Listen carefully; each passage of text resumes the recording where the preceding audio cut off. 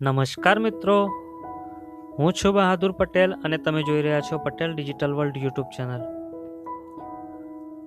જો તમે છેલ્લા કેટલાક દિવસોમાં રેશનની દુકાને ગયા હશો તો કદાચ તમારી પાસે પણ પીએનબી ડિજિટલ રૂપી એપ્લિકેશન ઇન્સ્ટોલ કરાવવામાં આવી હશે. પણ આખરે આ એપ્લિકેશન શા માટે ઇન્સ્ટોલ કરાવવામાં આવે છે? શું તેનો રેશન કાર્ડ સાથે કોઈ સીધો સંબંધ છે? આ વિડીયોમાં આપણે સત્તાવાર માહિતીના આધારે સમગ્ર બાબતને સરળ ભાષામાં સમજવાના છીએ. તો ચાલો શરૂ કરીએ. હાલમાં ઘણા લોકોના મનમાં એક જ ગેરસમજ ફેલાઈ રહી છે. કેટલાક લોકો એવું માની રહ્યા છે કે હવે પીએનબી ડિજિટલ રૂપી એપ્લિકેશન વગર રેશન નહીં મળે.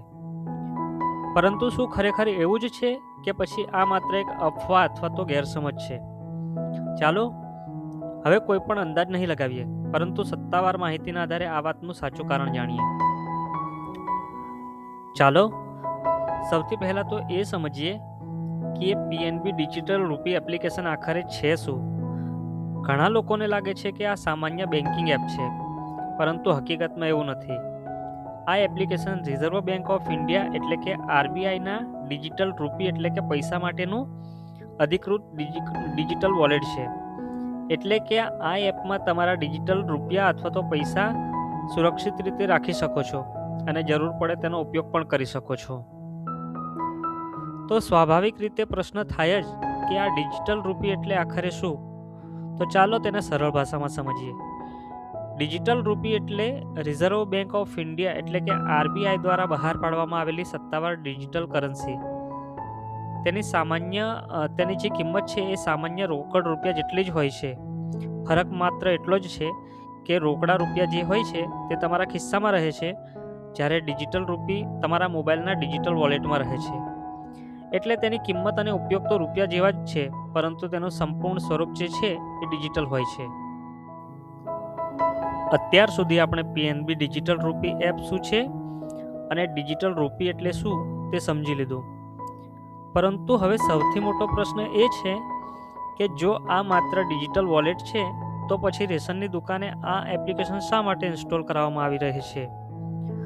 શું ખરેખર આ એપ્લિકેશનનો રેશન કાર્ડ સાથે કોઈ સીધો સંબંધ છે કે પછી તેની પાછળ કોઈ બીજું કારણ છે? ચાલો હવે સત્તાવાર માહિતીના આધારે આનો સાચો ખુલાસો જાણીએ. સૌથી પહેલા તો એક મહત્વની વાતની સ્પષ્ટતા કરી દઈએ.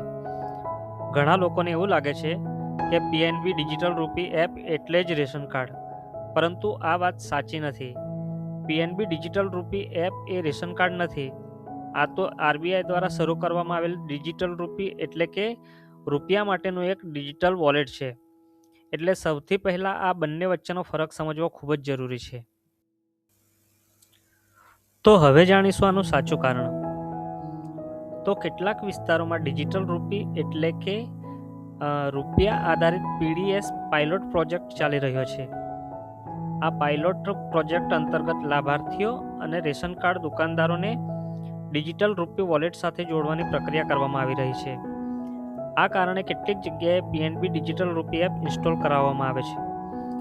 પરંતુ હવે સૌથી મહત્વનો પ્રશ્ન એ છે કે શું આ એપ્લિકેશન હવે દરેક રેશન કાર્ડ ધારક માટે ફરજિયાત બની ગયો છે? તો ચાલો આગળની સ્લાઇડમાં તેનો જવાબ જાણીએ.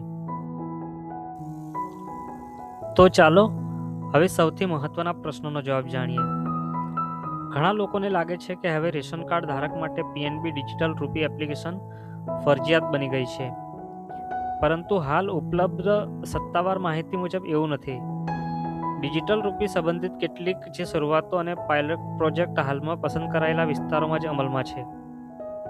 એટલે દરેક રેશન કાર્ડ ધારક માટે આ એપ્લિકેશન ફરજિયાત છે એવું માનવું યોગ્ય નથી.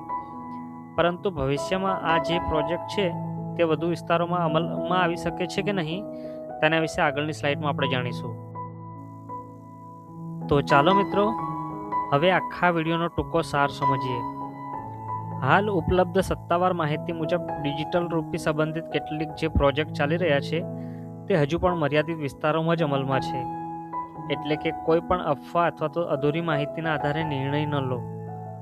જો તમારા વિસ્તારમાં ભવિષ્યમાં કોઈ નવી પ્રક્રિયા શરૂ થાય તો સંબંધિત અધિકારીઓની જે સત્તાવાર સૂચનાઓ છે એનું જ પાલન કરો. આવી જ સરકારી યોજનાઓ, સરકારી નિયમોમાં થતા ફેરફારો અને સાચી ચકાસેલી માહિતી સરળ ભાષામાં મેળવવા માટે પટેલ ડિજિટલ વર્લ્ડને અત્યારે જ સબસ્ક્રાઈબ કરો. વિડીયો ઉપયોગી લાગ્યો હોય તો લાઈક કરજો, તમારા મિત્રો અને પરિવાર સાથે શેર કરજો.